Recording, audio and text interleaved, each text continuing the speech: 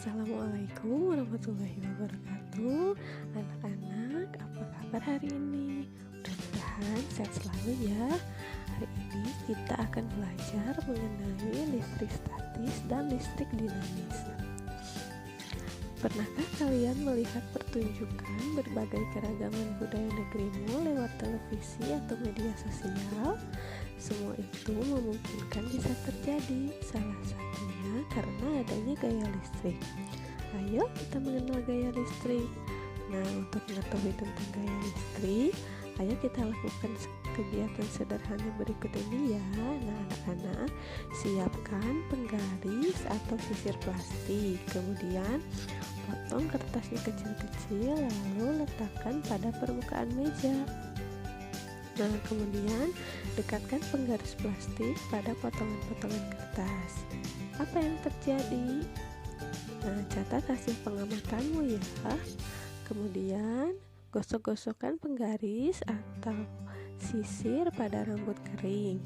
Lalu dekatkan penggaris atau sisir pada potongan-potongan kertas. Apa yang terjadi? Catat hasil pengamatanmu pada tabel di bawah ini ya. Ulangi kegiatan ini sebanyak 3 kali. Nah, ini ada tabel ya. Yang pertama, jumlah gosokan. Yang kedua, banyaknya potongan kertas yang tertarik. Jadi di kolom yang pertama di jumlah gosokan, anak-anak gosokan, hitung ya gosokannya, gosokan pada rambutnya.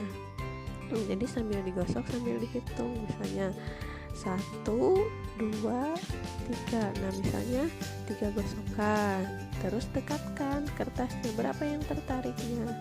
Nanti dihitung kertas yang tertariknya ada berapa ya. Terus kolom yang kedua, misalnya adik-adik anak-anak menggosokkannya sebanyak 5 kali. Nah, terus ini kertas yang tertariknya berapa. Terus yang ketiga sama, dihitung lagi gosokannya misalnya 7 kali. Terus kertas yang tertariknya berapa, dihitung ya. Nah, setelah percobaan itu anak-anak, mengapa hal itu bisa terjadi? Setiap benda mempunyai muatan positif atau proton dan muatan negatif atau elektron. Benda yang netral mempunyai jumlah muatan positif dan negatif sama banyak. Benda bermuatan negatif mempunyai jumlah muatan negatif yang lebih banyak dari jumlah muatan positif. Sedangkan benda bermuatan positif adalah benda yang mempunyai jumlah muatan positif lebih banyak dari jumlah muatan negatif. Saat dua benda digosokkan, masing-masing permukaan benda akan cenderung kehilangan muatan negatif. Kecenderungan kehilangan muatan negatif berbeda-beda untuk setiap benda. Apa yang terjadi saat kita menggosokkan sisir atau penggaris plastik ke rambut? Pada awalnya, sisir dan rambut adalah benda bermuatan netral. Saat sisir digosokkan ke rambut, muatan negatif rambut berpindah ke sisir. Rambut menjadi bermuatan positif dan sisir bermuatan negatif. Nah, ini ada gambarnya ya.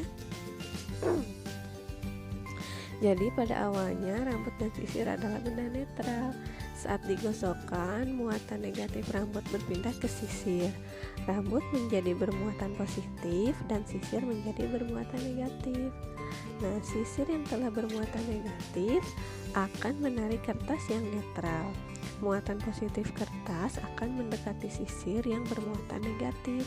Gaya tarik-menarik antara muatan listrik pada kertas dan muatan listrik pada sisir adalah salah satu bentuk gaya listrik.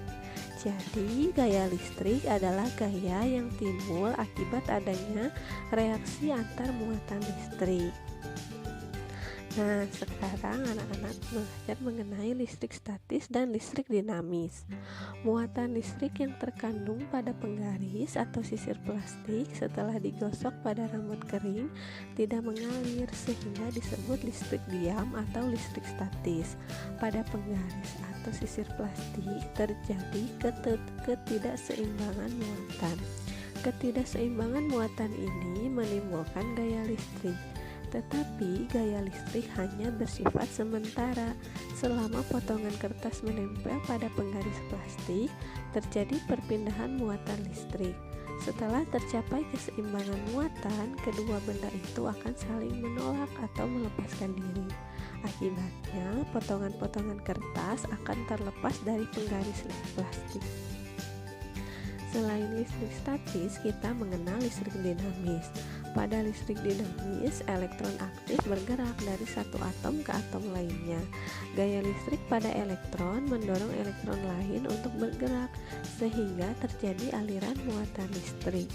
Nah, listrik dinamis dapat diamati dari kegiatan mematikan atau menyalakan lampu dengan menekan saklar. Saat saklar ditekan dan lampu menyala, artinya pada saat itu terjadi aliran listrik.